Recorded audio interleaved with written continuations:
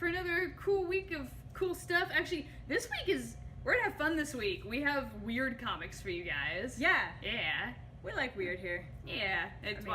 You keep me here for some reason, so clearly. That's the main reason. Oh, I'm entertaining. Yay! It's like a freak show. Yeah. Perfect. Wait. Yeah. Close enough. Yeah, those are entertaining. We're gonna compare these to the 1930s when things were awful, but society was awful. I think we went on a tangent. Let's not think about them now. Yeah. Hey. All right. Please don't take anything I say seriously.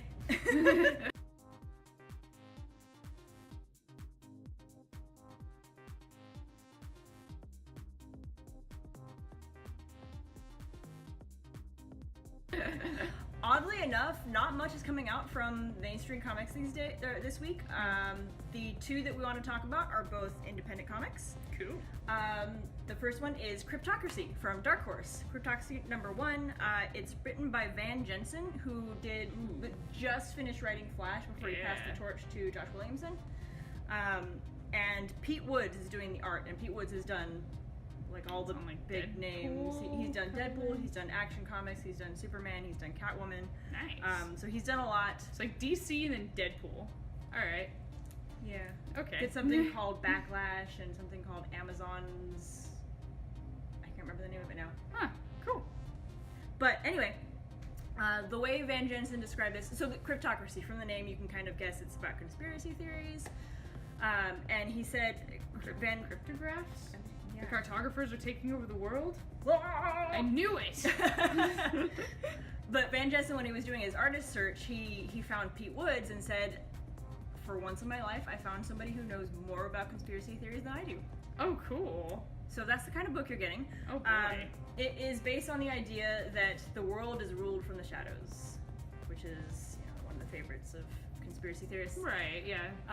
Under authority kind of thing. So every weird thing in the world, from alien invasions to signs to all of that stuff, has all been... Oh god. I'm gonna get hit. If you don't see me, tell my family I love them! Hi. So, shush, you're dead now. So they've all been engineered by 9 families, and these 9 families rule from the shadows, and their only enemies are each other because nobody knows who they are. Oh, Nobody knows they exist. Nobody knows to go looking for them. But the story centers on, all of a sudden, somebody's trying to kill them. Somebody found out, and somebody's trying to kill the 9 families. Ooh. So what Van Jensen mentioned about this particular book is that it's different from other conspiracy theory books, where it's usually the people in the shadows versus us, the rebels, and trying to hold on to our way of life. But this book is written from the point of view of the 9 families. Okay. So it could be kind of cool. Well, it's interesting, point of view, so I wonder if they, no one's the villain of their own story. If we didn't control the economy, how would this happen? It would be awful! Yeah, that could be some really cool. I'm down. I'm down for this. Yeah. Yeah, and they're mentioning, he said they're going to also have a lot of weird, strange creatures because they're big fans of cryptozoology, which is the study of animals that don't have enough evidence to prove they actually exist. So, evidence like things that are extinct now?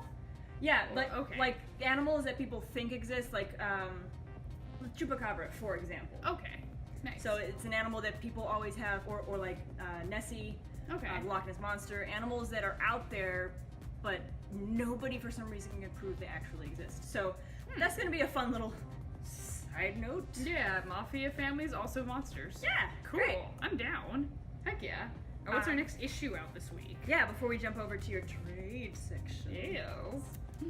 So Con Man Spectrum debuted their 0 issue on Free Comic Book Day. Yes. So that was awesome. It was a good issue. We have a review of it on our blog if you want to go check that out. Link in the comments. Do we still have issue 0s laying around? I don't think so. I think they're all gone now. Yeah, after Phoenix Con. Yeah, nice. they were all picked up. It's being published by Automatic, which is Frank Bedore's Oh. Yeah, Frank Bedore's imprint that he started. He's the one who writes Looking Glass Wars. Yeah. Anyway, Con Man. Con Man is the parody on Alan Tudyk's life after Firefly. And it's really funny. Yeah, it's very autobiographical, and he says it right up front, and it's hilarious. You should go watch it. It's available on all the normal places you can go find it: iTunes, Vimeo, a bunch of different things. Nice. The full first season is about an hour and a half. It's really funny. Anyway, Spectrum is the Con Man world's Firefly.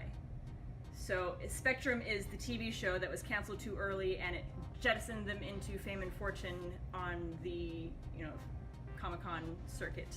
Wonderful. And then Alec Tudyk gets to pilot around cons doing stuff. Exactly. Nice. Being an uber dork.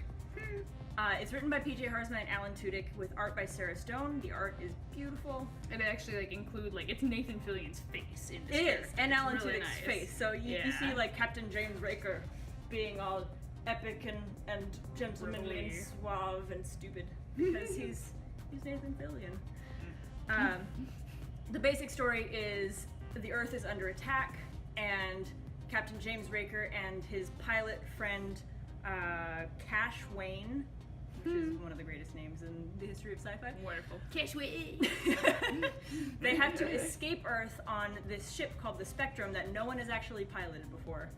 Oh, okay. Fun. But Cash is an Uber pilot. He's, An Uber like pilot. A leaf on the wind. I'm just picturing somebody who's actually in Uber's services, but just in the era where we have hovercrafts. Yeah, perfect. But they're off trying to escape with their ragtag bunch of refugees, and Captain James Raker was having prophetic dreams about something called the Scion, who's a girl who is something like maybe River. Oh. But I'm starting to see some similarities. yeah, it's supposed to be a parody parallel.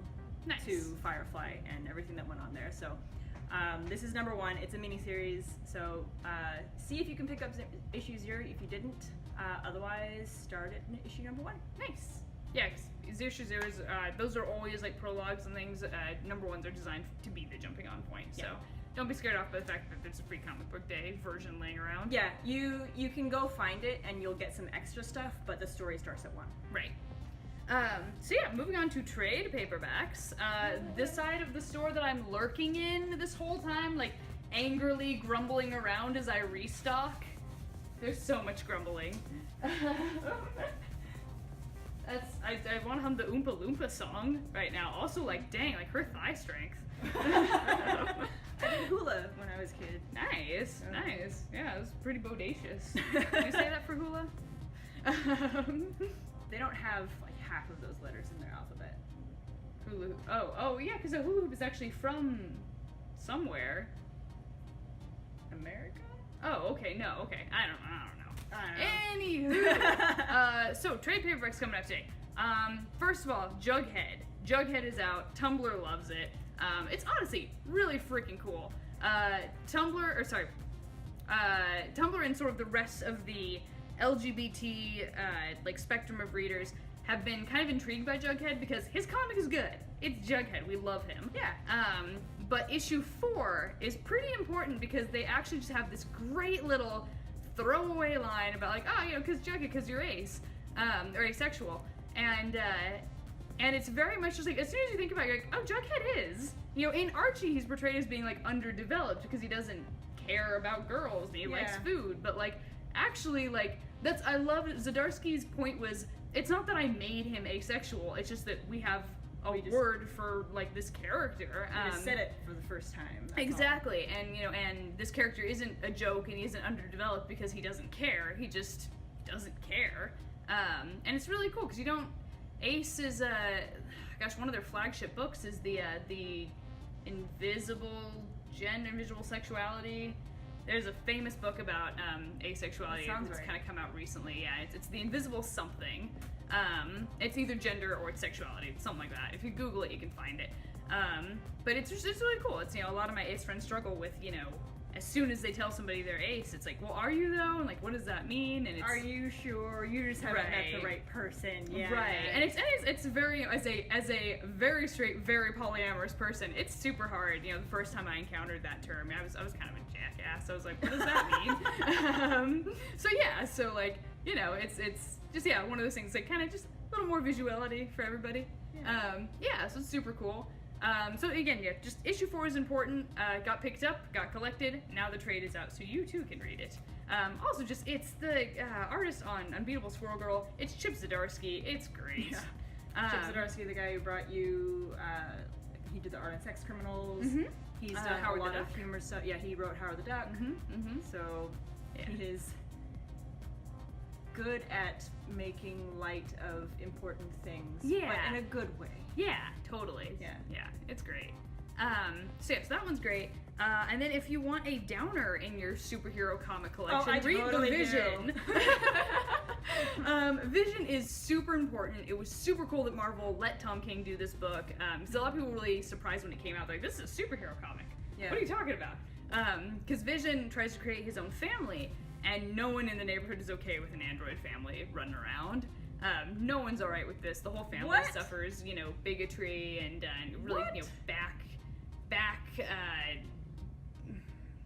backstabbing, you know, not very... Yeah, that doesn't happen the way people, in America. Yeah. It's not like people hate what they fear and they fear what they don't understand. But yeah, so that one's great. I mean, they get into it about how this whole family is treated by the rest of society, because it's, you know, society doesn't particularly like them, so there's not a whole lot of areas that they can really run to. And meanwhile, Vision's, you know, they actually say he's barely in the book. It's like about his family unit.